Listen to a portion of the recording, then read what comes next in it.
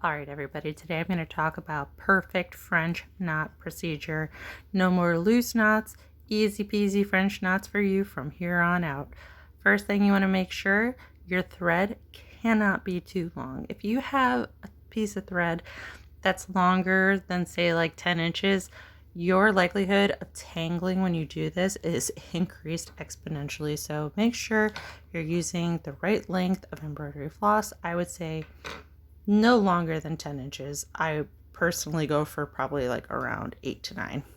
So I'm going to show you using 3 strands to separate the strands. I'm going to pinch the end and pull out single strands one at a time. I do this to also not have tangles.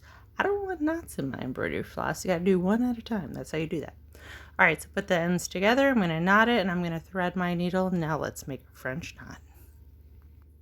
All right, so we're going to insert our needle from the back and pull our thread up through the bottom of the fabric.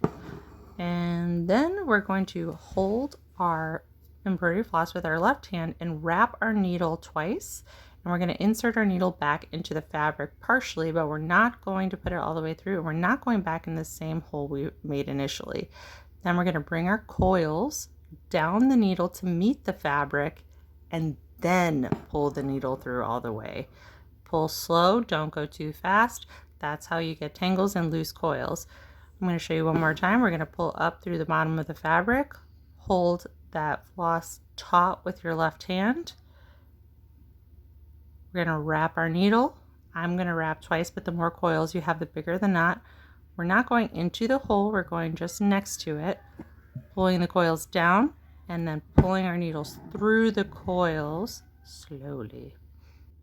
And that's it. That's the perfect French knot procedure. It's super easy.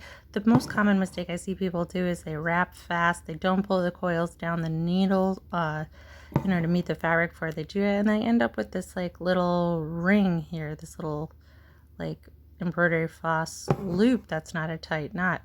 To prevent that, again, wrap it, stick your needle in, don't pull through, pull your coils down to meet the fabric, then pull through.